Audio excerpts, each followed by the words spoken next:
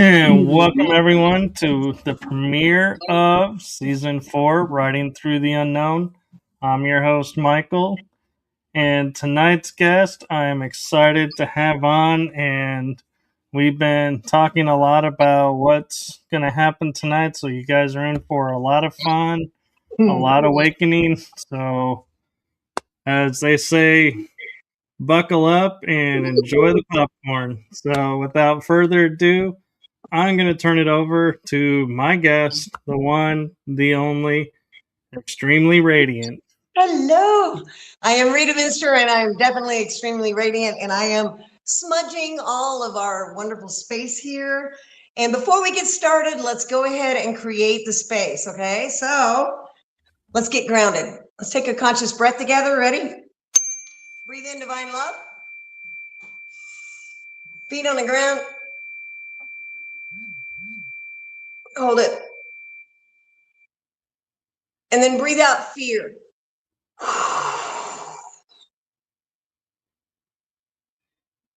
Do it again. Breathe in divine love.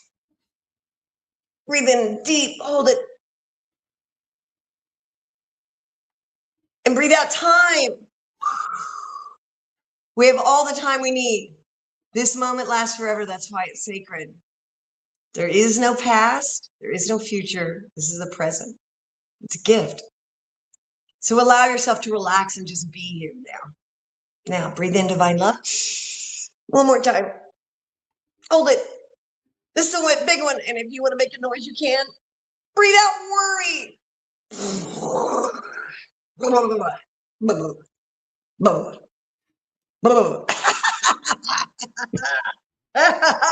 I worried quite a bit. I paid bills yesterday, so I got a little residual kicking in.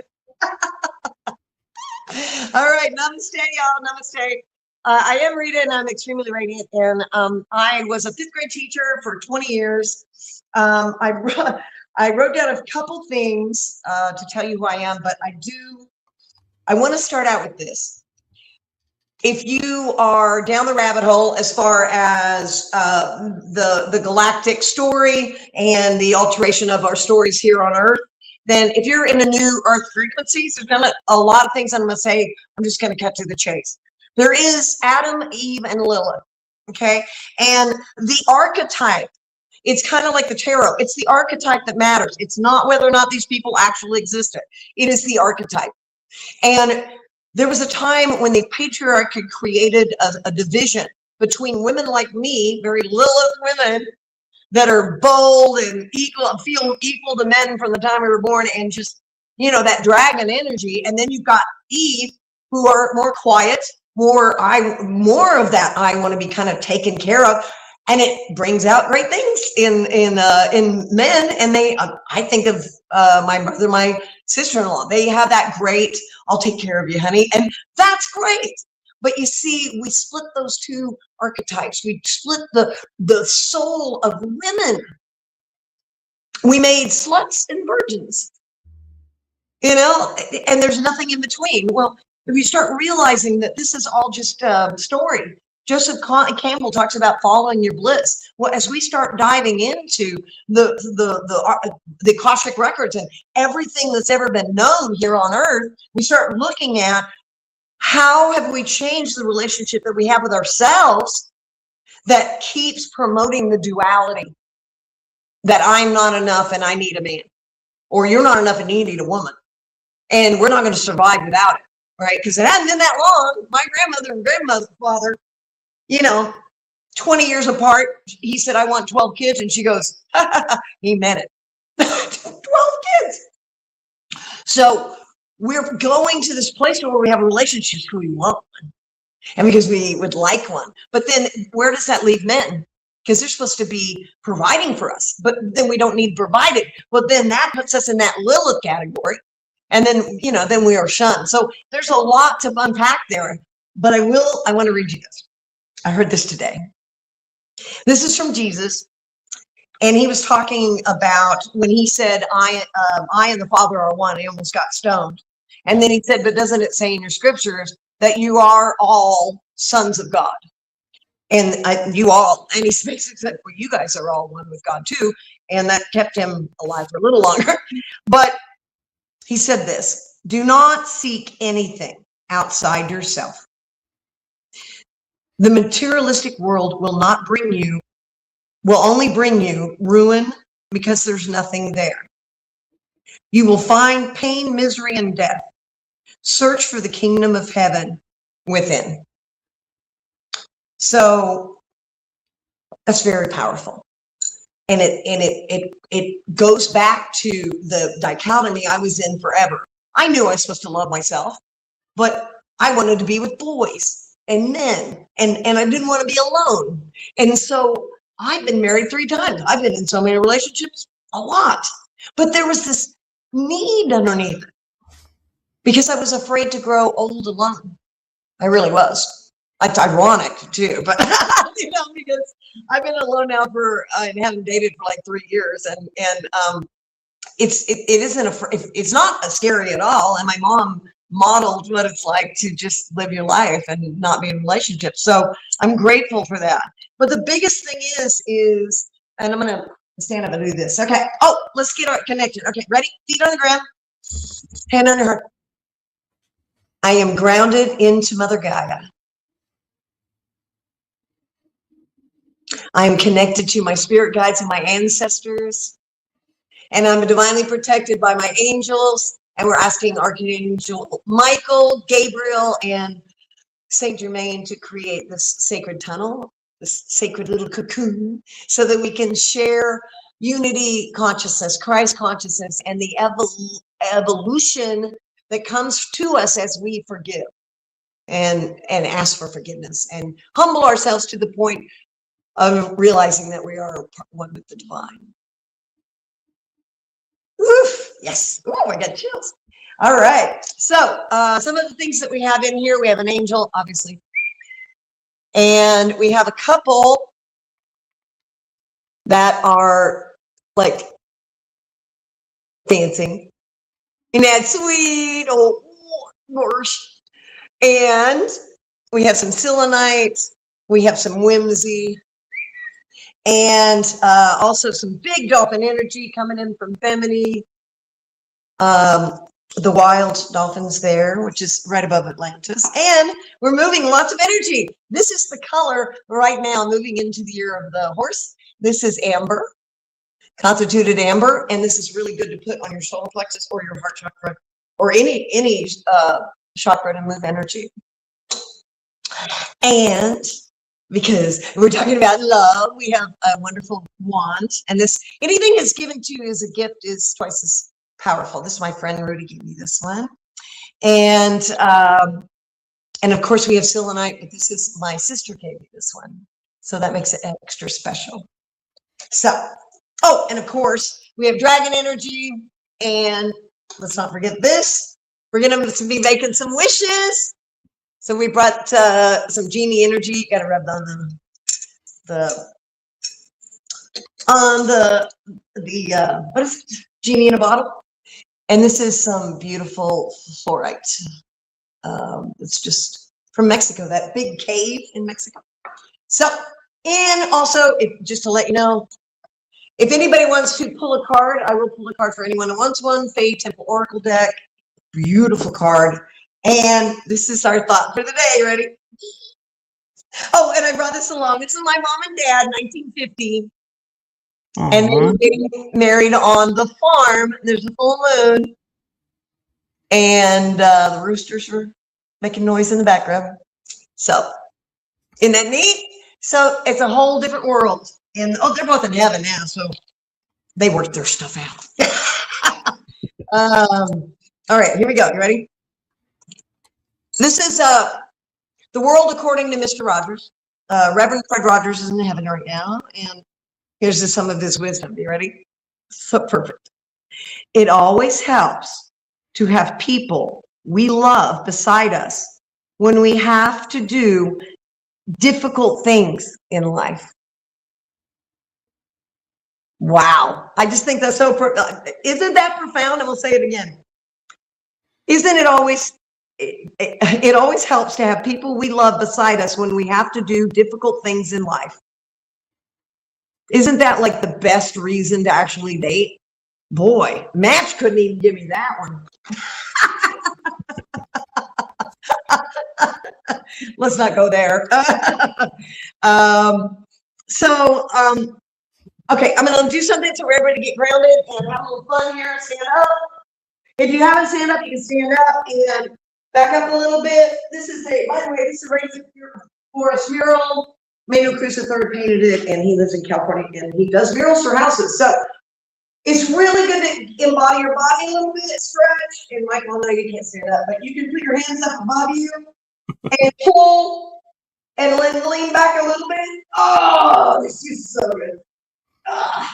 And then bend down, and make sure when you go straight down, bend your knees as you do it, so you don't pull anything and try to touch the ground if you can. And then reach behind you.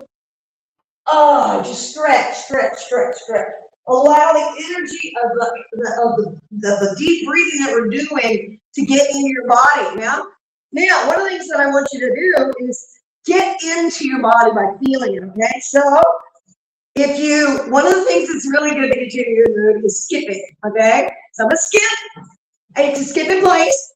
And did you know that it's physically impossible to skip without smiling? It's impossible. It's impossible. And 20 years of fifth graders have never, ever beat it. So when you're picking your feet up, what I do is I go and I spend time with myself in music.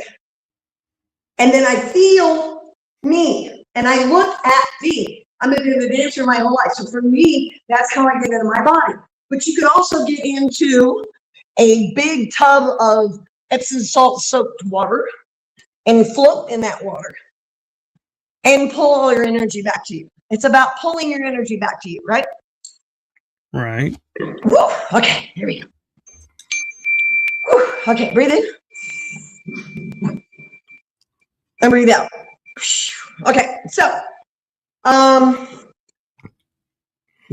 wrote down all this stuff. If anybody wants to know, my background is a bunch of crap here. I've done everything. But I will say this about relationships. It wasn't until April 2023 I gave up my unconscious obsession with being with somebody.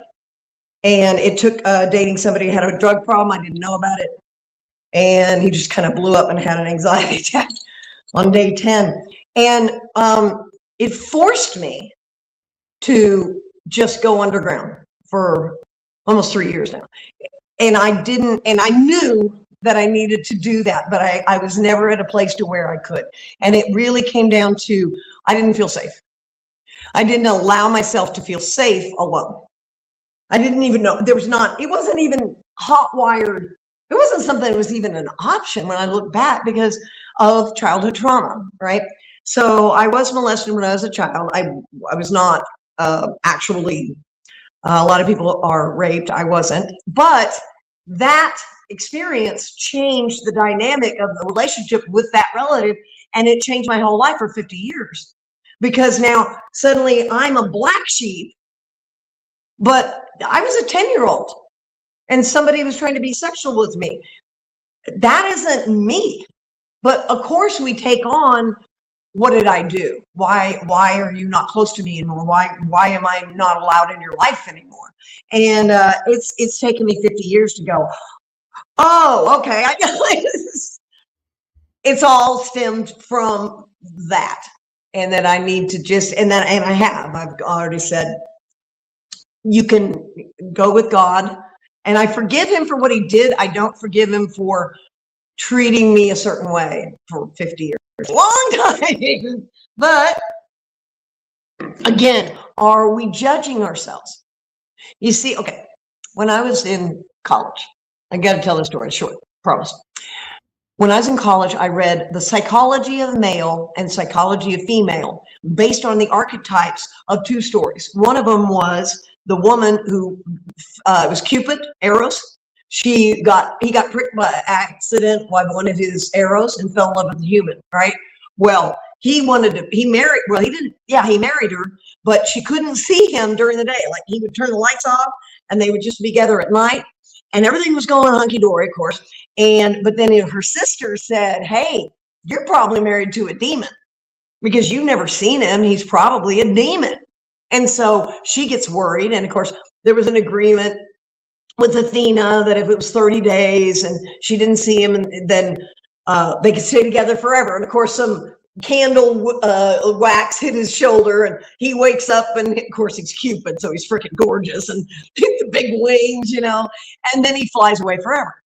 And so then she literally has to go to Haiti and do 3 tasks that she shouldn't be able to do. But of course, the fates and the gods, you know, help her out, and eventually they actually become back together. But it is the maiden falling in love and struggling with, am I a whore or am I a virgin? And where do I fall here? And if I am labeled a whore, it doesn't matter what kind of person I am in a society that I've been labeled that way. This is going to follow me. And I think Chelsea Handler is a really good example, and some of the other female comedians, to where they lean so far in to the smutty side because they got labeled that way. And I would say that's a trauma response more than a choice in comedy. And of course, isn't most of the things we're doing based on trauma? I mean, I think it's true. I think I'm almost 62 in March, and I think the more that I look at things, the more I realize that it's always that fight or flight that is fueling what we do with people. And if we could get to a place to where we realize that, first of all, we're all one, and we're one with the divine heart. And I can't do anything for you, because you have your dreams and I have my dreams. So Neil Donald Walsh had a video on relationships way back in like the 90s. And it was about relationships. And he said, I want for you what you want for you. So let's say that Michael and I are dating. We're not. He's in Texas. But if I dated Michael and I came into his life and I said, you need to do X, Y, Z. And you need to be into my hobby, and you need to, and I start trying to get him to change somehow. That isn't love. That is just a laundry list of shit I want from a guy. But if I come in and I'm loving him unconditionally, he's got a life. I'm going to let him live his life. And I'm going to praise him like every good cheerleader does for whatever he's up to. And then when he decides that he's not going to go into fencing after all, and there's no money into it, and, you know, instead of he's going to be a English major, then, you know, I'm not going to step in the way of any of that, because those are his dreams. And if I step in the way, then I'm going to be the harpy that stayed in the way of his divine mission. So the only way to love from this point forward, and I truly believe this is the new earth. I believe that in my heart and soul, because I believe this last 5 years we are changing. The earth is changing. That sun's different. That super moon, man. And it shifts us into a new space. What is that space? Unity. It's consciousness that we're all one, that Jesus has always been with us. That's why we could never find God, because we were already in. So as we start healing and pulling off the Band-Aids of these broken hearts that we've had, we start realizing that everybody else was in a bunker too. And that everybody is not wounded, and not everybody's out there to hurt you. It's just that you were attracting what you chose to enlighten you. So how's that one? Now, I know, I'll say this really quick, because I sense that somebody who's been horribly abused as a child, especially sexual abuse, do not feel like that that's something they chose. And I understand that. However, I will say on a spiritual level, if you do not own everything that happens to you in your life, you are not going to get off the cross. And you got to get off the cross, because we need the wood. Okay, it's a tough winter up east. But seriously, if you are in a place of I'm a victim of my childhood, then you're a victim of your life. If you're a victim of this day of the people in charge, then well, what the hell are you doing, man? Like if you have a roof over your head, you had something to eat, you have maybe a job or an income, and you're surviving, then you are your own ship. And there's no they out there. That means that you are, I invented you and you're in my dream. And then sometimes I'll be in your dream, and maybe you're going to be just a background character in my dream. Like I'm going to go to Cabo San Lucas or something, and you're going to be walking down the beach, and suddenly in that moment, you're a background person, but only because you've got your own dream going, and I got next to my dream or whatever. And so we start realizing that if we're making it all up, like Landmark Education talks about a lot, if we made it all up, then can we take out the shit we didn't like and put in the stuff we do like? Can we look at the trauma that we suffered as growing pains into the oneness that we can live now? And did you ever think that there would be a time when we could have this conversation? And people took us seriously, and there's freaking aliens and Palladians, and they communicate to us in light language, I haven't even done light language yet. I will do it, I will. But I do want to open up to questions, because I want everyone to understand that it begins and ends in self-love. It begins and ends in this vessel. It begins and ends in you being okay with whatever it is you think is not okay with you. And until you get to the space to where you can be truly alone with yourself, and it doesn't mean you have to leave whoever you're dating. It's just that carve some time out to be alone. Look in the mirror. Can you look in the mirror?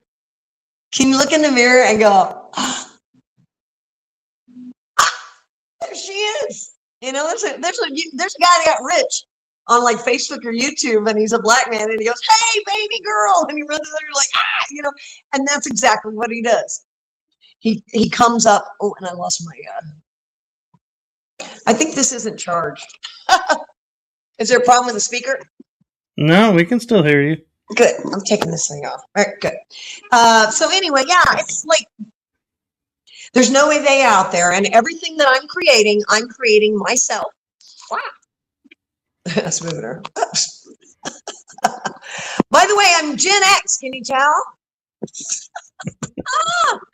I love Michael because he's a millennial. Every Gen X should get a millennial when they become a content creator. Do stop. Well, he can testify. I got on here. I was so irritated because I had to download the app, and I'm like, just like yelling at it. You spend all day telling people you're not a robot. Yeah. So, okay, let's get into it. What do people want to know? I'd love to hear some questions. Michael, do you have any questions? One question I have is dealing with the inner child and healing the inner child. It is not something that always is right there in your face saying, this is what I need to heal. So what are some signs that people can look for that will point them in the direction of, yes, this is what the inner child's needing? The biggest one is passion. And what are we, I think I'm going to do is we'll open up our chakras at the end. We'll do a little exercise, but you need to get passionate about something. So let's say that you like painting those art doodle things with the markers, and you just like doodle art. That's like the thing you like to do. Okay, then doodle art. Go do that. Do you like to journal? Do you like to dance? Do you like to go feed the ducks? What do you like to do? And I don't mean like it. I mean passionate about it. And I don't mean being the best. I'm not the best dancer. Oh my God, there's so many people who have passed me in expertise. But that doesn't mean that I don't dance every day. If you're a writer, you write every day. If you're a dancer, you dance every day. If you're a singer, you sing every day. It doesn't matter if you're getting paid for it. So if you can find what you're passionate about and then do that, and do it as much as you can. And I was lucky enough to be able to retire from teaching early. And okay, I will tell you this, Michael and everybody here, be gentle with your healing, because I thought I was going to move to Sedona, start working with clients, bada boom, bada bing, everything was going to be great, right? But it didn't work that way. I tamed a half-acre property here in Cottonwood, and alone, and I grieved my mom, and I cut all my hair off, and I went through my own dark night of salt more than once, and I healed my trauma. Now, did I mean to go offline and live on a pittance of my pension? No, I'm not even that old, right? But I had to. I had to heal. I had to go inside. I spend so much time outside. Okay, before I forget, I'm going to give you a couple of really good things. Number one, this is number one. Everyone write this down. Do not take your phone or any device or a television into your bedroom. Take it out if it's in there. And if it's in there, unplug it and put a towel over it. Do not have technology in your bedroom. Your bedroom is a sacred space. The only thing you should be doing is sleeping deep and plugging back into the mothership, or making love to someone who you love. And that should be the only two things that happen in that sacred space. That room back there in that tree is so sacred that when my dogs get in there, and me, it's like a sleeping pill. You sit down, he's like it's just asleep, because that's all that happens there. But if you take in this device, you have now opened your consciousness, your sacred vessel, into your oneness, into your higher self. When you go to sleep, you are like this with your higher self. You go back to heaven, you go back to all whatever it is you want to perceive that is there, and you talk to all your spirit guides, everybody's there, and you tap in. And I have actually had memories of being on like a med bed, and they're around you and they're talking to you, and it's just like being at the doctor, only they're scanning and moving energy. And it's nothing different than me grabbing this thing of amber and rubbing it against some area and getting the energy moving. It's not any different. But that's just what it is. So when you start realizing how sacred sleep is, why in the world would you let the Matrix in your room? Did you read 1984?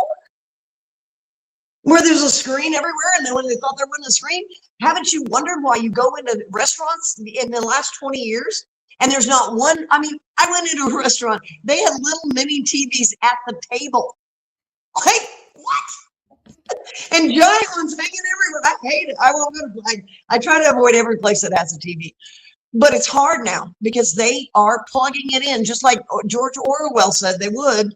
So you're all staring at. Why? Why do you think they have a TV in a freaking cafe, whatever? What do you think? I'd love to hear what you think. Oh, because the television is programming people, and so they're helping program the people and keep them programmed. So when you go out, so let's say you're sitting at home and like the neighbors upstairs, they have a TV as big as the wall. It's on all night and it glows, it's got its own little thing going, and you're connecting. And by the way, television and this media is benign. There is not good or evil on the media itself. The World Wide Web is not evil, but it's just kind of like a television line. If I called you on the telephone and there was a telephone cord, the cord itself isn't good or bad. There is no good or evil, but that's beside the point. But when we start digging into what's really real, you have to disconnect from the matrix more. So I was a teacher for 20 years. What's the first thing I did to bring a kid from second grade reading level to fifth grade reading level?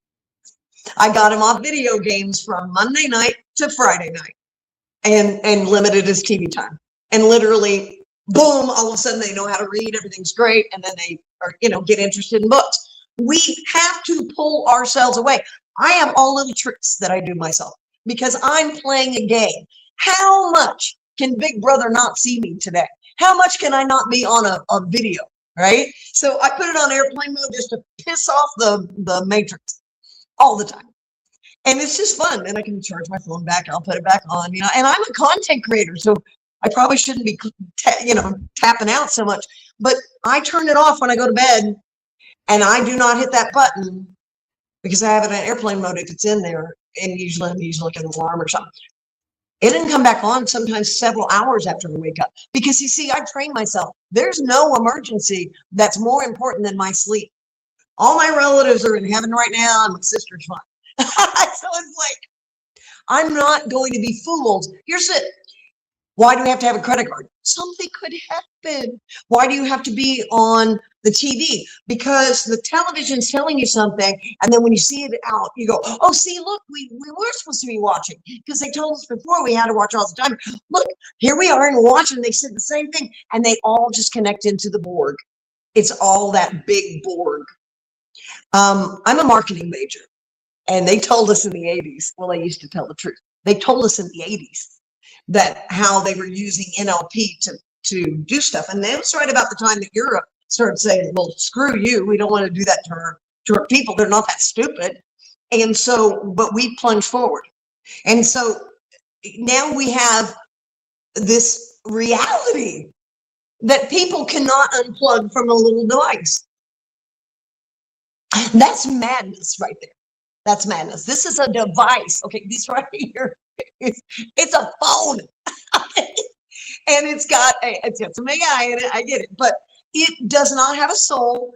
You can't, it doesn't allow you to breathe and be outside of time. You see what I'm saying? So, okay, let's say that I go and I'm just scrolling. I go and I look at a few videos. That takes time for me. And I look at and 20 minutes have gone. And I could have been outside feeding the birds, sitting in the sun, petting my dogs. I could have done something else for that 20 minutes, but I didn't know it was 20 minutes. I thought it was 5. You see? So as we realize we're being NLP, you got to get mad like I am as a marketing major. You're not going to sell me. I mean, I got so bad in my 30s and 40s, I'd get an anxiety attack when I walked in the mall.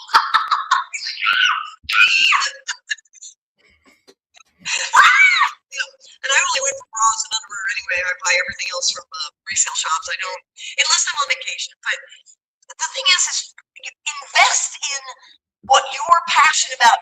Fly your freak flag. Find out what you love to do. And let me tell you something, because I was a teacher and I was the union rep and I did everything like for my job. But when I stopped teaching was when I stopped people pleasing. And I worked with a lady who started a cult, Linda Good McGillis. But I did a session with her before she started the cult. But she looked me in the eye, Michael, just like we were talking. And it's like she looked me in the eye and she said, and I said, something about not good enough for people pleasing. And she said, well, why do you do that when you know you're good enough? And I felt like, I used to say my childhood trauma was like the Grand Canyon. And if I ever experienced it, I would never come out. Like Thelma and Louise, I thought I was just going to go off in the sunset and never come out of it. Well, she forced me to look at it, and I cried for 2 days. And it was my childhood trauma when I got bullied and stuff. It wasn't a molestation. But I never let myself get mad. And here I was in June 2021 getting mad at my mom for letting me get bullied by all these people, and nobody did anything.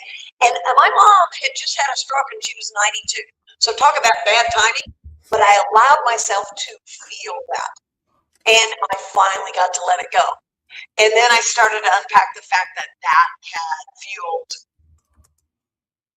every relationship that I've ever had was based on trying to feel secure, based on trying to get my dad's approval and love after I got older and grown up, and my brother, you know. And so when you start realizing that the trauma is what separated you, then there isn't anything to do but to feel it. Okay, everybody's gone to shrinks, everybody's gone and done all the really complicated. You don't need to do that, okay? You don't. You want a journal? Go get a journal, whatever. But that's what you don't need to do. What you need to do is get into your body. Get into this body.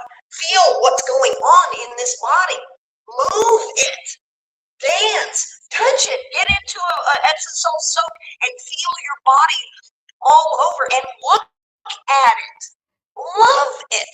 And if you don't love what your body looks like, love the fact that you got it there based on trauma, based on you did something to pack on something to make you safer. Can you love that?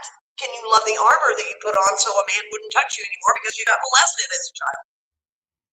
Can you do that? Because if we make ourselves wrong, then we're trying to fix ourselves so we can go find that person.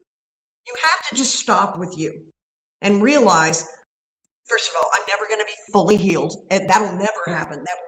No, it's an onion. But I will tell you this: you will land in the space that Jesus or Yahshua or Buddha will reach out to you. I worked with Sally Love, and I burned all my unworthiness under the full moon. And I worked with her, and she's a psychic that sees. I'm a blind psychic. I just hear it all in my head. But Jesus was there, Archangel Michael and Gabriel, I think it was like that. And I'm going to cry probably. Jesus watched my feet, and I could feel it. And you want to talk about crying? It is the kind of cry. It's that ugly cry.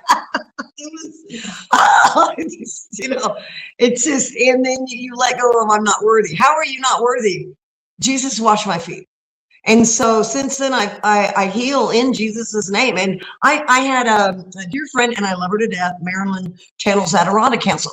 One of the things she told me when I'm a holographic healer for many years.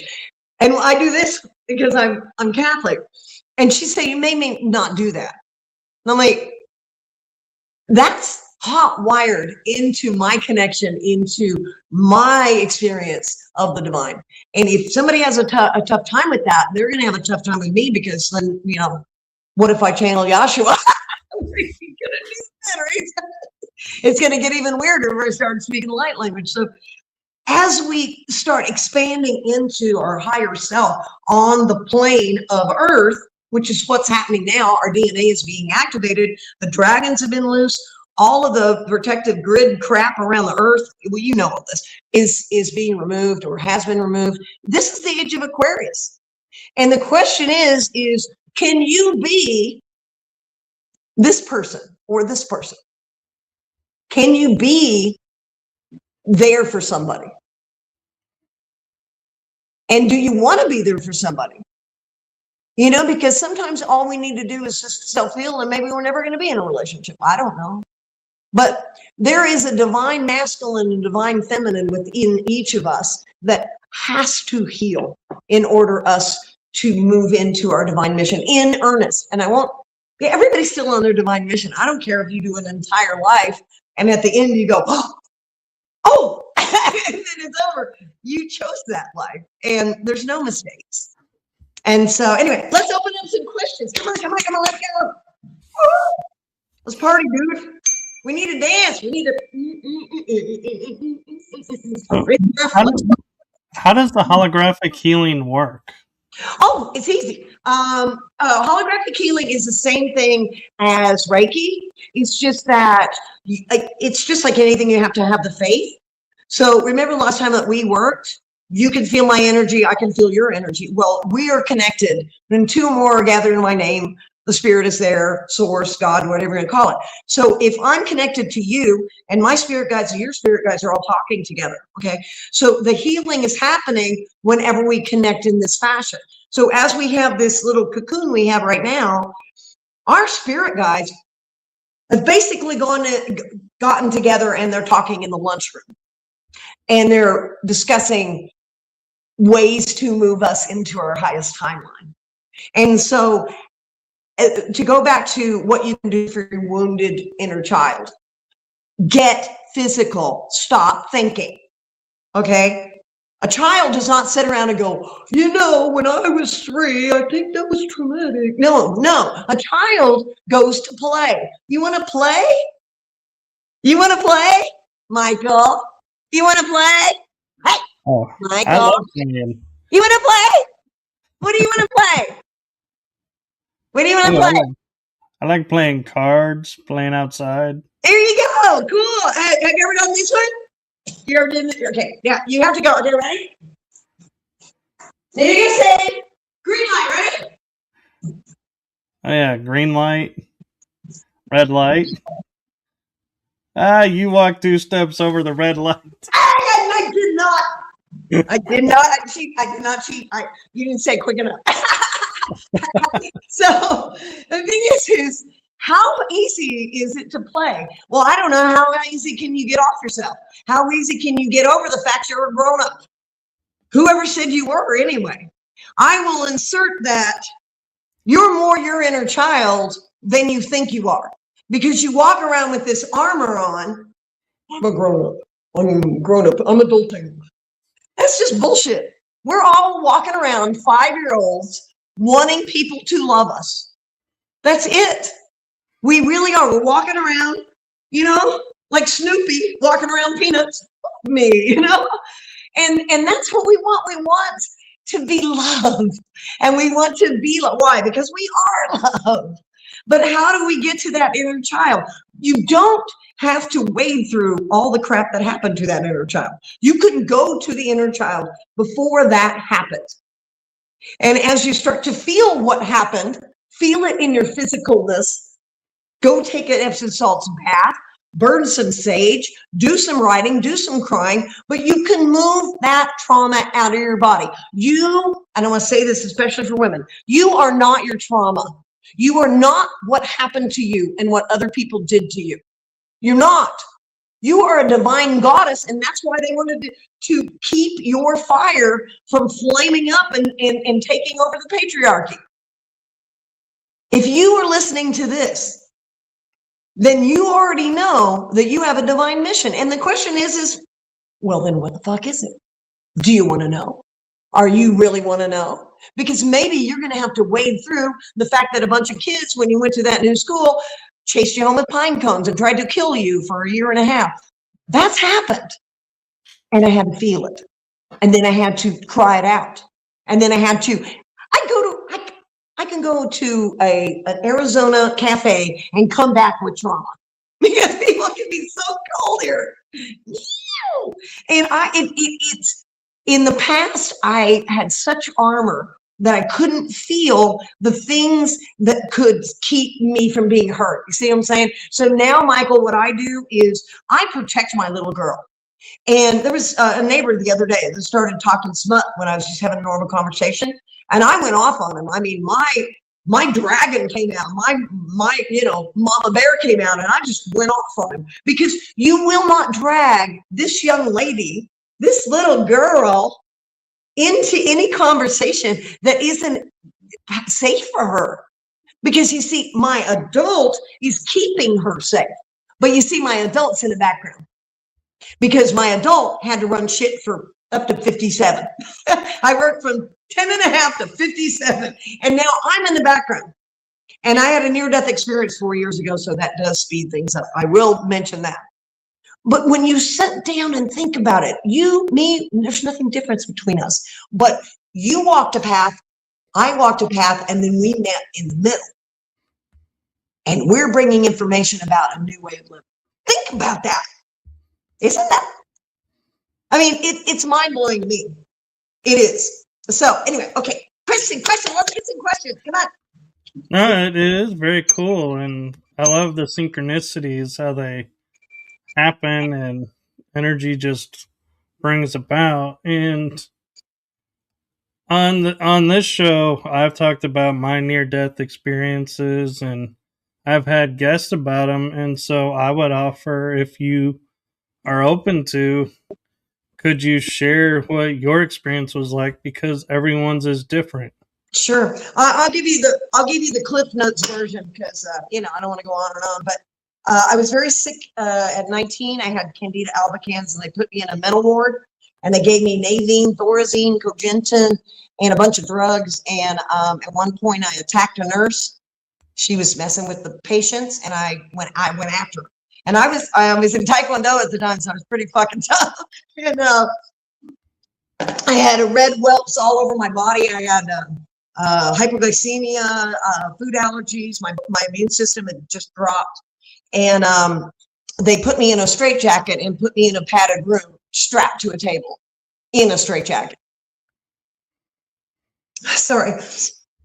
Oh gosh, I hadn't felt that in a while. Oh my God. And by the way, I will not wear a turtleneck or anything tight. And if something gets on me like a sweater, I'll have a freaking panic attack. I'm like, get it off. And that's definitely a trauma response from that. So I laid there and I died. And I remember the pain stopping because my body was ravaged with pain. And I didn't have any pain. And I flew up to the corner of the room, and there were people in white robes. So they didn't have wings, but they just were in white robes. I know one of them was Jesus, and the other ones, I guess, were my spirit guides. So, two men and a woman, and we just flew around out. I knew them, and we flew around outside the window, and it was so wonderful because I didn't have any pain.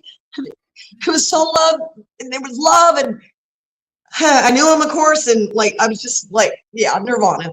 And then it wasn't very long because I'm sure it wasn't dead that long, but because they came to check on me and they were shaking me, and I was up in the corner with, I think it was Jesus, or my heart said it was probably Jesus, and so we're looking down, and they're trying to wake me up, and I said, oh no, no, I'm not. No, I wasn't. No, I was not going to go back. And he said, it's not your time yet. And all I said was maybe. I don't know that I said yes. But the moment that I said maybe, I was back in my body and I was in a lot of pain and I couldn't itch and I itched all over it. And I had a panic attack the moment I woke up while I was sick. And they did take me out of the straitjacket because I was so sick finally, but it was a long road back. And I forgot that. Like, it's amazing to me that I forgot that because you're 19 and you're trying to get your health back and go to college and figure out who the fuck you are. Right? Well, then in 2021, I got, okay, I went to Miami for $300. I won't say who, but there was some content creators and they did this party for $300. And I'd already had a bad experience with them on a Zoom thing, and I'd spent some money with their little organization, and they'd already kind of got after me online. Well, when we went to this thing, it was a really bad event. And the next day, the hotel they recommended, I got a pizza, and I got the mozzarella was not cooked enough, and I got chronic food poisoning. And I was, for 5 days, I thought it was the flu. And then when I got medicine, I got sicker and I almost died. And I didn't leave my body then. But what happened was my egoic mind shut off completely. Oh, it was so great. It was so great. So I'm laying in bed and my mother was on hospice. She was actually dying of cancer. And my sister was helping her and I'm her caregiver, but here I'm lying there and I made, and I felt like I made a mistake going away for the weekend for, winter solstice and now I'm dying and, I felt guilty and they were walking past me and I went, see, you're supposed to be doing that. And I heard that voice and my higher self said, hey, shut up. Don't you say another word. And that voice just went, it was gone. It was gone. And I was like an animal. When I woke up, it was like, you need to go to the bathroom. Okay, so go to the bathroom. You need to eat something. Okay. You probably need to go to the hot tub for your pain. Okay. You better lay down again. And it just gave me, I felt like I knew what it was like to be like an elephant. Like just think about that next moment, like that, like a bird, like, oh, I need water. Oh, I need this, that's all I had for about 2 weeks. And when it came back, when it came back, it is the politest little bitch you ever met. It is so much nicer than it was. It doesn't talk about my wrinkles. It doesn't like look for flaws, and it doesn't ever hijack me like it did because I know it's not me anymore. Now I know it's just this bullshit of the Matrix, and so I don't believe it anymore. But trust me, if I get into worry or fear, my egoic mind takes over just as fast as anybody else. So I'm not a saint, but So from that point on, I'm a light language activator. I've worked with Deb Clark and light language activation or light language awakening community. And I worked with the Adirondack Council, Marilyn Harper, for over 3 years with holographic healing. Oh, and you asked about that. Holographic healing is nothing more than what we did with energy, only it's intentional. So I'm visualizing inside your body, and those things are actually happening. We get confirmation. It's amazing to do a group of women and work on someone with, back problems, all this. And by the way, I'm certified, meaning I worked with my friend Rudy once on his shoulder. Talk about crazy. I had just gotten over about dying. Mom was dying, and it was time for my exam. And I went, anybody on Facebook need some healing? And Rudy said he had a bad shoulder. I did it, and I'm supposed to have done 60 practices. For free. I didn't do any. I was a caregiver. And I fucking aced it. It was awesome. So this is my experience. I love everybody I've ever worked with. But you have to get over the heartbreak in the love and light community that as you become a starseed light worker, as you start remembering your past lives and remembering and having all these powers, one, you're not special because we all have it. And two, you have to create special boundaries around you. So that, because I experience things so intensely now that I will not let myself be in a position where I'm going to be harmed anymore, because my inner child wants to party. I want to have fun, man. I listen to Bob Marley, man. Like, we have fun. And I want to live in that space of fun, in that Mr. Rogers neighborhood, because that's my reality. Now, it's not your reality. Okay, well, then join me. Go ahead and, grab something. Let's, get a maraca. Let's dance around the kitchen table. Like, it doesn't matter. All it matters is that you are walking forward in your dream of this reality. And the only thing that's real is this divine mission that you made up, and you're supposed to remember it. That's it. That's it. And you can't do it wrong. There's no way you can. And people get upset when you say, like, Hitler went to heaven. First of all, there's no hell. So where else is he going to go? And nobody is thrown away. Nobody's garbage. Okay. Married 3 times. You want to talk a bit bitter? Married 3 times, found the love of my life in Tantra. Douglas everybody had a crush on him. Good looking, had this big chest. His chest was bigger than the rest of him. Tall, good looking. He led men's, retreats, and he was the bomb. Well, after 2 years in our relationship, he took his life, and he left me in charge of his estate and his ex-wife and his 12-year-old child, and plummeted me into grief. I drank wine every night for 6 months, and I'm not an alcoholic, although I've been in it like 8 years of my life. That sent me on the path of ecstatic dance and sound healing, because they had to save my soul, because I almost lost my happiness. And Douglas was a wonderful person, but he did not go back to he had diagnosed depression, and he got off medication, and he got out of shape, and it just got worse and worse and worse. And he planned it for a long time, which makes it even worse. So once that happened, it changed my entire experience, because I've never even, what dark night of the soul. I'd lived in 3 states. I'd had 3 ex-husbands, 3 stepkids. What? I could live through anything, right? But this kicked me hard, and it changed me. But it also I became a healer then, because once you get done healing, you go, hey, over here. You can do this too. So, yeah, okay, let's do some questions. So, one question I have, I'm curious if you ever thought about, is if your 2 near-death experiences opened you up and prepared you for the light language and to do what you're doing. Well, you know what? Yes and no, because I think anyone could be activated, because I was in a group of women, they all got activated for light language. So I think, and I'll say this over and over again, keep it simple, stupid. The only thing stopping you from being a psychic or sound or automatic writing or light languages is trauma. You haven't healed enough trauma to open up all your chakras. And I'll say this, I'll stand up for it. Most spiritual people have this, your creative center and your root chakra is blocked because they just shut that off so they don't get any excitement. And another thing that I'll say that's really maybe controversial is you need to be touching yourself. Now, I'm not talking like being obsessed, like men sometimes get obsessed where they're always masturbating. That's an obsession.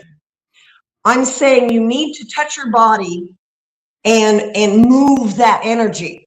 And for a woman like me, like I could go several months, and if I don't move that energy, it actually physically hurts. Isn't that weird? Because there's so much power to it that if you feel like you're going to blow up. So you need to move that energy out because it's getting blocked. It's like Drano. You've got all this energy in your lower chakras, and then you sit on the couch and you go, I don't feel passionate about shit. Well, of course you don't, because you don't have any energy going through those lower chakras that are getting you on fire. You should have a Roger Rabbit in your creative center going, wow, let's go do something. You should have somebody, some part of you that's fucking crazy, that wants to go and, bungee jump. There's a part of you that is that inner child that is not in any way wounded. And as you start being more passionate, then those wounds will come up, but you can heal them to feel them and let them go. You don't have to. That's one of my big complaints about the Love and Light community. They're like, oh, you have to take this course and you have to do this. And you have to. No, you don't have to do any of that. All you have to do is work with one other soul that is aware of unity consciousness, and you can talk through the energy that's in your body and move it. That's it. It's not that. That's what I am frustrated about, and why I'm not a part of the Sedona community. I'm 15 miles from Sedona. I do know some people. I know some really 3 trees originally from there. I know lots of people in the Love and Light community, but they're all in California. And so I don't do as much in Sedona. I call it Vortex Vegas. Everything's for sale, but very few people are actually plugged into anything that's not that's truly connected. I'm not finding the words. I better shut up. No, they're there, but they're not connected. They're selling something. And I will say this, one of the reasons I've gotten in trouble financially is I went into teaching for 20 years. I was in sales and marketing. I did wholesale computer components in Dallas. I've been in sales my whole life. But when I became a teacher at 36 on 9/11, for 20 years, all I had to do was collaborate and get good ideas and get other good ideas. And sure, there was some competition and bullshit in teaching too, but it was different. And I didn't have to go and ask for money. Now, granted, I went and asked for money for science camp, for fundraisers, but I didn't have to ask money for me. And one of the things that's hard for me is to say, hey, you need to send me $44. Because if somebody's hurting, I'm just going to do it for free. And I've done that my entire life. And I have to get out of that because, well, I'm broken. I need an income. Come on, guys. It's like I have to be able to get over that. And I realized that I was like, oh, I just don't want to sell myself. I just don't. And let me tell you something about my channel. Extremely Radiant, Rita Minster, aka Extremely Radiant. Any of the videos you see on there, there is no commercials. I am not on there. It's starting at the beginning. Let's take a moment so you can like and subscribe so you can get more content. Don't talk to me like that. Don't. And then they interrupt a channel message to tell me about some freaking video you're selling. Listen, I don't need to teach. I don't need to heal, but I am so passionate about it because God loves me so much. And I'm just seething with the energy of the Holy Spirit that wants us to live in Eden right fucking now. And that's the message. And if I do that message, that's all I got to do. God didn't say that I have to do all that self-grandiosity shit because I'm a teacher. I don't need that. Okay. I got plenty of kids who gave me little things every year and parents, and I had 20 years of kudos and pats on the back. I don't need any of that. What I want is to people to step into their greatness, to step into your own personal power. Stop walking away from what you truly are. And by the way, I mentioned this, Michael, but I do need to mention it. This right here, imagine 2 or 3 balloons. Most humans walk around with a little balloon. This is your soul.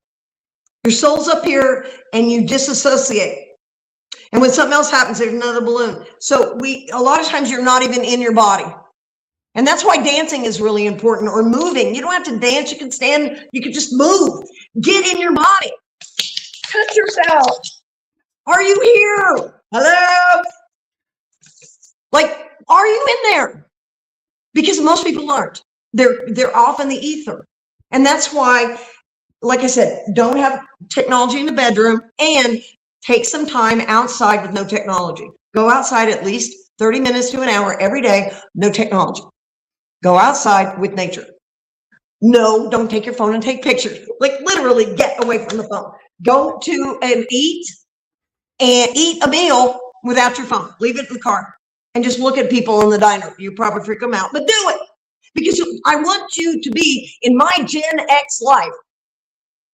I used to get on my bike and just go for hours and disappear as a kid. I have an imagination that never, ever stopped because my mom was this freaking Mary Poppins type person that kept this alive in me.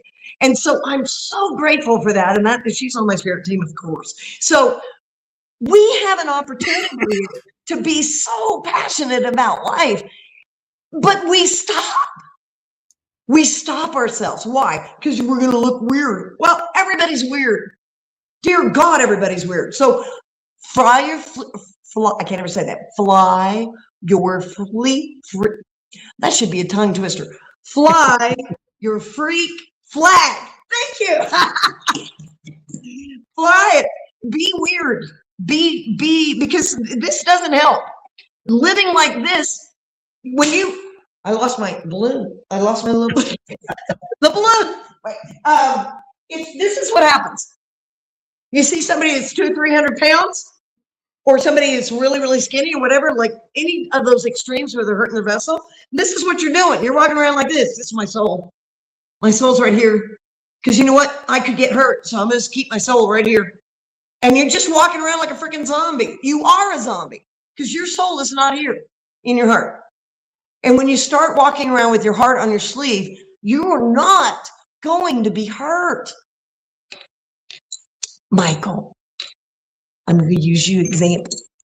Michael, when you wear your heart on your sleeve, you will have children's and dogs and cats and people come out of the woodwork just to shake your hand, because you are glowing with that inner child beauty. And that's what I know.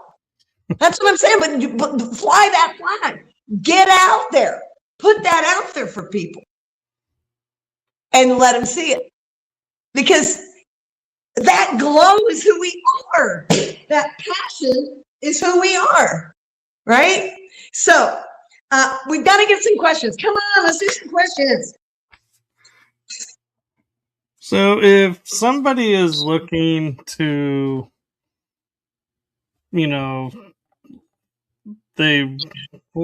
how do I phrase this? Okay, so say somebody sees a trauma that they recognize in somebody else. Is that a mirror effect, and so they need to work on themselves, or are they really seeing? Everybody has trauma. There isn't anybody on earth that doesn't, so get over that. The question you need to ask when you see someone is, are you trying to rescue them? Did you see them like a puppy on the sidewalk? Are you trying to do a Humane Society video here with your relationship?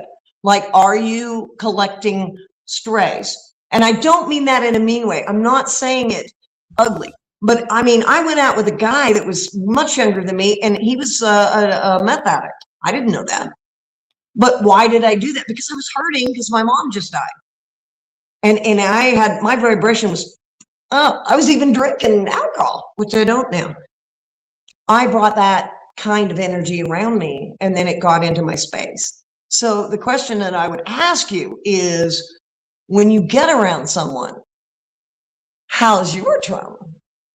How is it like when you see someone? Let's say you go on a date with somebody. Let's say Michael gets a blind date. Why not? Somebody goes, hey, I think you'll love her. So he goes on a blind date. He walks in the room. He walks to the restaurant, whatever, and you meet each other. What are you leading with? What are you bringing to them? Are you bringing that Robin Williams, let's have fun energy? Are you coming guarded? Are you coming into it going, let's see who she is? And are you gathering evidence? Okay, and I got to tell you the cup story. This is a little funny. Okay, I knew a man. This is a true story. I wish it wasn't.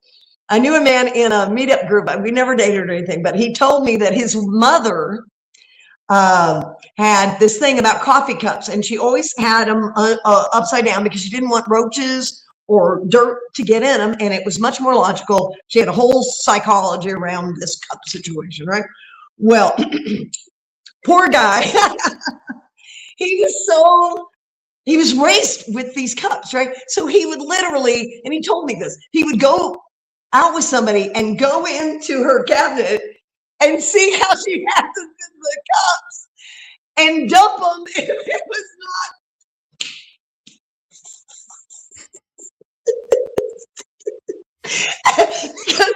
His thing was, I can't date her. And of course I laugh because I put them the other way around, you know, and the bugs can get in them. And I agreed with him. I totally agree with him. I'm like, you are totally right. And yet I will never, ever do it because I was raised the other way and I just do it root memory. I don't think about it, right? So how many women did he dump because he wouldn't switch over their fucking coffee cups? He's looking for mom. So the thing is, and it's a funny story. And the reason that I use it, and I don't mean to make fun of him, if he hears this, but the fact is this guy set himself up. Okay, I went on a blind date with a man with 2 6-month-old black Great Danes. I had a little schnauzer. We walked around my apartment complex, and before he left, his Great Dane, one of them, had a diarrhea episode in the greenery right below my balcony. He didn't want to date, okay, because he said that these 2 gigantic black Great Danes sleep with him in bed, and that was a deal breaker if you weren't going to go for it. Okay, so that is lying to yourself and saying you're open. He was not open. He was open to the dogs. I mean, the dogs were happy, but so do we have, I want to make sure, do we have any questions? I'm a teacher, so let's make sure if there's any questions to answer them. Because there were 2 ladies in the chat earlier, so I just want to make sure if anybody has a direct question. There's no questions in the chat room right now. There's who? There's no questions in the chat room right now. Oh, okay, good. All right. Well, okay, let's see. Well, what else do you want to know? We can do anything. I'm curious in your experience with trauma. You know, you say there's always trauma. There is always trauma. But you can get to where it's a lot less. Okay, I'm gonna tell you about a relationship I started in 2020. It was very unique. I'd been shut down for 3 months, and I met somebody in Sedona, and I was polyamory at the time, and this person was too. And we fell in love, and we didn't mean to, but we did. And for several years we were very much in love, but he lives very far away, and now we're best of friends. I love him to death. I wish him the best in where he is in a relationship, and there's nothing between us now. But When I met him, the only reason that I believe that we fell in love was both of us were like, oh, this is safe because she lives in California and I don't live here. And, and it allowed us to open up. But then when we opened it up, he's seeing his wings and I healed from my Douglas taking his life. I was there in Sedona. That's where his ashes are. And I was able to do a breathwork session talking to Douglas about that. He goes by Doug now. Whatever. Change your name in heaven, weirdo. Anyway, freak. Anyway, but he loved me unconditionally and I love him unconditionally. And his life circumstances are not to where we can be together. I never thought I could have a relationship like that. But I think it's the best thing that ever happened to me. And we held each other. And one of the most beautiful things, okay, I'm going to tell you 2 beautiful things that you can do. Because there's a lot of things about like comforting a woman, but there's things you can comfort a man that a lot of women will not do. First of all, a man really wants to lay right here. And even in some cases, if they've never nursed, they maybe actually want to nurse. Like not in a weird, like it might turn physical, sexual after, but a lot of times they want to do that as a connection to Mother Gaia, to the divine feminine, because maybe they didn't get that with their mom. Maybe they're missing that. And that's something that you can do if you're comfortable, right? And another thing is men are uncomfortable with their testicles, with their scrotum. And there's a shame around it. We've done so much to shame the balls that the thing that you learn in Tantra is to be gentle. If you're with somebody and you're with your woman, the man, and make sure they're clean. You're really clean, obviously, and that's one of the things that's important. But if you're holding someone's testicles and you're just gently squeezing them and you're holding them and you're just saying, it's okay. This is okay that you have these. I don't think this is gross. I think your body's beautiful. Because women on the regular say, I love a man's penis, but I hate his scrotum. It's a package deal. You don't get one with the other, okay? So being able to get past this to where we're demonizing the man's body and then putting women's bodies on pedestal, all of that's ridiculous. So as we start to gently and in intimacy, get to know this person. If you go and listen, I've done it 1,000 times. I can tell you for that doesn't work. If you have some passion, you meet somebody and you sleep with them right away. Well, my last relationship with Bruce, we were together for over 3 years and then on and off for 5. We made out in the car right after we met. And so, but that is just NRE. NRE is new relationship energy. And so if you don't set boundaries, boundaries are huge. Okay, I went to a camp where it's a clothing optional camp. It's a hippie camp, right? And one of the first things that I realized from being in a place where you can do anything is I had no emotional boundaries with relationships. Listen, if I was dating you, I would literally carte blanche, just open season to my life, my soul, my everything. I'm just going to turn it over to you like you bought the fucking deed, man. And that's whacked. That is so messed up. But I had to learn that from friends in this community that I had no boundaries because I just wanted to be loved. And I was willing to give up everything just to be loved. Well, that's trauma. So now I understand that you have to take your inner child in hand. You have to love up your inner child, but you also have to make love to your body so that the energy moves through you, or you're always going to be stuck in the past. Your body is an energy center. And if you're not doing anything for these lower chakras, that's why everybody gets heavy in America, because we don't move energy through these chakras. We eat shit food. drink caffeine and alcohol, and then we stare at the boob tube, right?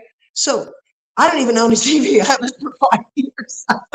They're worthless.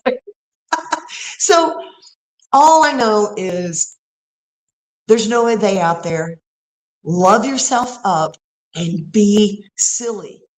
You see, the serious part is the made up part. You sitting there being like, you're playing. That's where you're playing.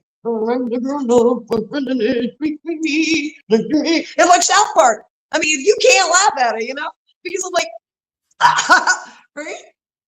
Allow yourself to realize the absurdity of living life, anything other than like the Robin Williams level of excitement and passion. And I'm not talking, if you're not like me, don't try to be me. But I'm a freaking firefly, and I always have been. But whoever you are, let that light shine. Move it out. Because the more that you open those chakras, the more you're going to start feeling Jesus clean and washing your feet. And you're going to feel them touch you, And I don't know, do you see folks? Do you see dead people? On occasion. On occasion, I do. Oh, that's cool. I'm kind of jelly. I've had conversations with my spirit guides. No, really, guys, I can see him now. No, I'm not going to freak out. No, seriously. But I don't think they believe me. And I didn't tell you, I learned how to break into Akashic Records with working with 33 kids in a room. And I told them the story about the monkeys. I'm sure you know about the monkeys. What is it, the 34th monkey or?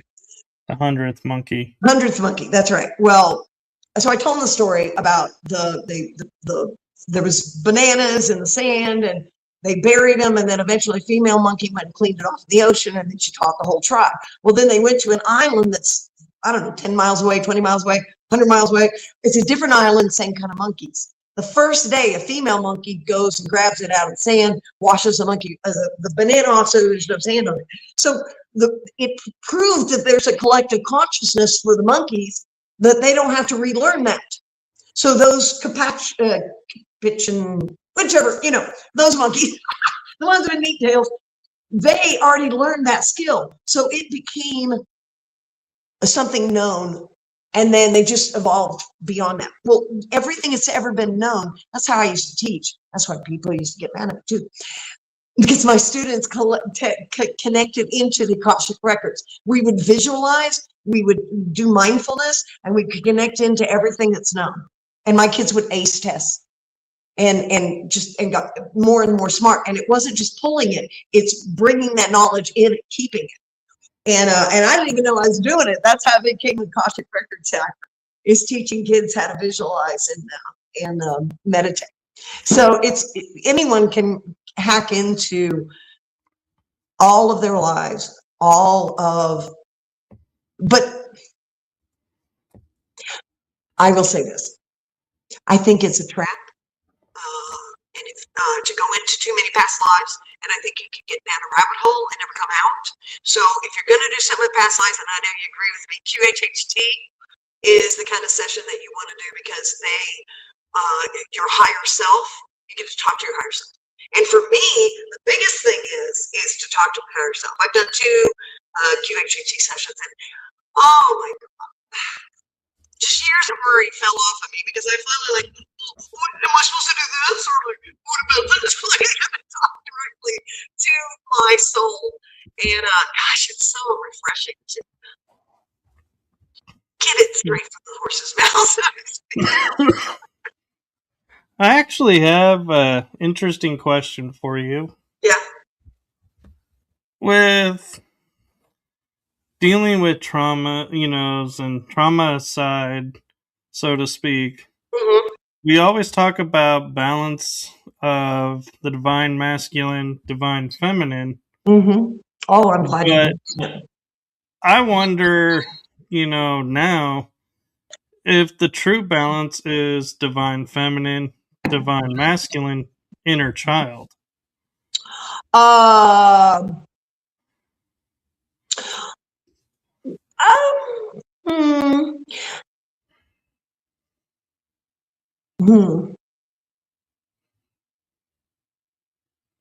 Well, I can't say why, but it's discombobulated. Okay, so your inner child is who you are. The real you is your inner child. Okay, that's your soul. That's who you're in this lifetime. Your personality. Yeah. But that's you. Okay, your little 5-year-old. That's really who you are, and you knew that then. So then, as you grow up and you have experiences, that trauma covers up that divine connection that you had at that age, or you already always had it, so it didn't cover that up, but you still have stuff, tentacles and things like that. So as you get older, I did inner male work. This would happen right after Douglas died. About a year after he died, I was working with Kika Marionetti and in a tantra class, and I saw a man that I was attracted to, and I started to get a serious. I started getting panic attacks. I'd see somebody that I was attracted to, and I'd just start panicking. And so I worked with my inner male mirror work, and I even gave myself a ring, and I did this inner work, and my still to this day, my inner male will take me out to eat when I don't feel good. Or take me to go get some vegan cupcakes. So my inner male is balanced because I did all this work after Douglas died, because I got so scared, and all of my life I had women around me. My whole family's women. So I couldn't quit crying. I was this frightened little chicken. Well, my inner male basically came into my inner female and said, "Hey, snap out of it." What the hell are you doing? And just like, and brought me into safety. So if you ever see me get mad, that's my inner male. And people are afraid of me. It's just so funny. I've never been in a fight. People are terrified of me. But when you get to that place to where you've allowed the joy, the energy, the flow to come back through, then you're going to have people be attracted to you. But then you still have to work with trauma, because what if you have somebody attracted to you that's a player, and then they break your heart? Well, then you have to work on that. I met somebody I love very, very much, but he was really toxic, and it took me, I don't know, 8 months, 7 months, something like that, during COVID, to realize that. And he did something like so benign that sounds benign, but it's not. Get this: we're in the car, and we're driving to go see the Redwoods. He starts singing, "Hold the pickles, hold the lettuce. Special orders don't upset us." And he sings this Burger King jingle from the 70s, right? But he sings it over and over the entire time I'm driving over Highway 17, going through these giant mountains to take him to somewhere special, just to fuck with me. That's mean-spirited.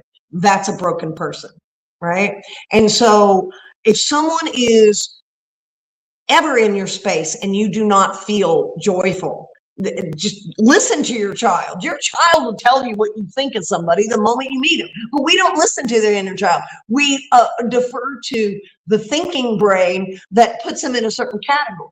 Go with your first instinct. When you see somebody, you go, "Hey, hey, hey, hey, hey, hey, hey, hey." Well, if you can't find that with that person, you can't find their inner child and giggle and come back, then what do? And just go move on, because it takes time to develop it. We've been so scared. Jesus, we've been so scared for so long. We have to stop that. And by the way, I want to channel before we get out of here. I don't know what time it is. How are we doing on time? Terrible. We have 5 minutes. Okay, I got channels. Let me channel. Don't get in trouble. Oh, my spirit guides will give me a little talking to later. Actually, they don't. Oh, let's rub. Hey, genie in the bottle, baby. I'm a genie in the bottle. Ready?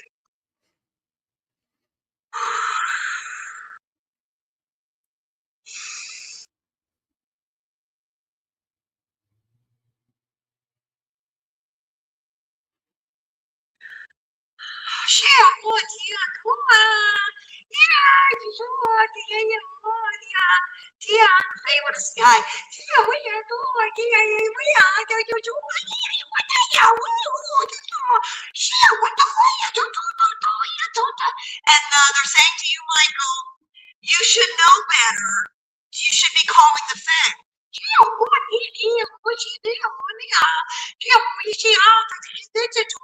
We're everywhere.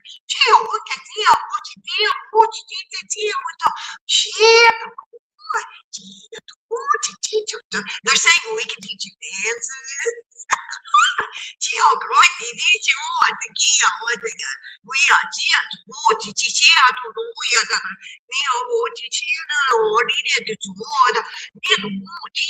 We'll go outside.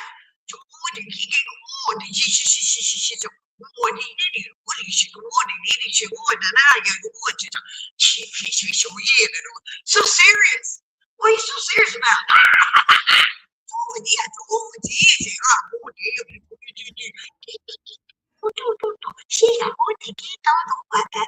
They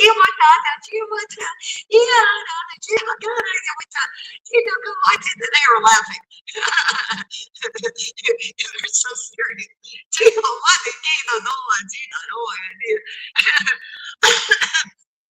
They just said, "What's the prize for being the most serious one in the room?"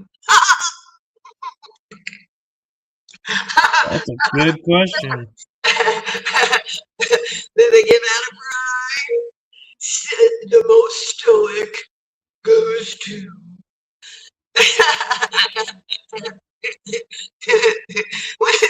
When is they said, when's the last time you laughed so hard that you peed your pants? Oh, probably a couple weeks ago. Okay. Well, I mean, menopause might happen all the time. So, it's clearing out our heart chakra, and they're trying to remind you that there is this present moment. This present moment is divine and lasts forever, and there's nothing in this present moment that needs definition. As we move forward, you're choosing love, not fear. That's all you're doing. You're choosing love instead of fear. So as you choose love more, then you call in the faith. They'll come in, and you can do a little thing. And then you can start bringing in the gnomes. That's why the gnomes here. The gnomes. And so honestly, this got to be for you, by the way, because the gnomes hardly ever come through. But they were like, no, we're going to come look at the Lord. I love you. All right, so this energy, this love that's coming bubbling up from our inner child, it's like champagne. It's bubbling. And as we feel that, what releases is that need to blend in. As if anybody could ever blend in at anything, right? So as we let go of this not being unique, blending in, all that, your inner child will start coming out and make it a game. I've been doing this for a long time because I've been crazy, but how on can you be without getting arrested? And go into a cafe and say hello to everybody and then be like, tag, you're in. Like, how much joy can you bring into a room? How much joy do you want? I can't hear you. You want some joy? Joy? I can't hear you. I don't know if there's a limit to how much joy I can bring to a room. So, allow these are all codes. Allow the passion that you are passion. Allow the passion to come out. And the biggest reason that we do not open up to all of this is that we're afraid we're not good enough. That is just the matrix. It's ridiculous. But I will tell you this, as you start trimming down, as you go to the gym and you start stepping into this higher version, this higher timeline of who you are, you also need to nurture yourself and not make your old self wrong. Don't look backwards and go, wow. That's what I didn't like about the one lady that was really big, and then she got small, and she's like, oh, I hated me. No, you didn't. You started a whole revelation of large women that felt good in their skin, and then you're going to take that back? Don't do that. Don't should on yourself. Don't go backwards in time and try to should on yourself. That makes a mess, doesn't it? Should everywhere. Woo.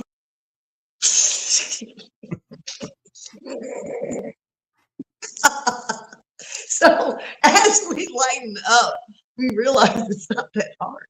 And if you like someone, genuinely like someone, try being friends. I know that sucks because Mom used to say it and I was like, fuck you.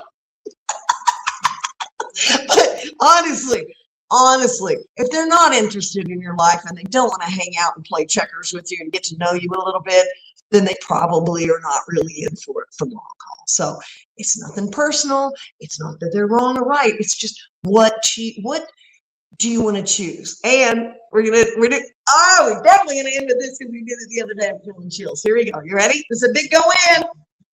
Inner child go in. You ready? Love this. You ready? Everybody's gonna sing. This is the go in, and it goes like this. Row, row, row your boat gently down the stream. Merrily, merrily, merrily, merrily, life is but a dream. So the go in is row, row, row. Whose boat? Whose boat? Your boat. You're not rowing mine, right? You're not gonna come over here and like the volleyball team I was on, the guys kept trying to take our shot, and that's why we came in second. We would have stayed in it. Boy, that was a long time ago. That's 40 years ago. We could have won. Anyway, so that's the weirdest randomness thing. I was in Addison, Texas, and so long ago.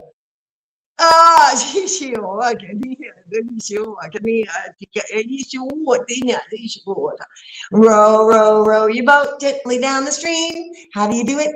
Merrily, merrily, merrily, merrily. Why? Life is but a dream. What'd you say? Life is but a dream. What? Life is but a dream. Aha! It's a dream. We made it up.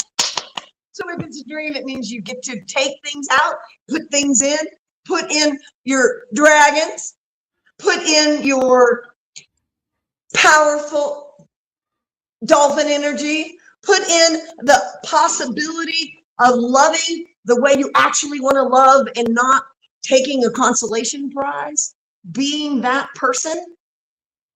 Yeah. Row your boat gently down the stream because it's a dream. And until you get in your own lane, you're going to suffer. Suffering, the Buddhist got it right. Suffering is not accepting what is.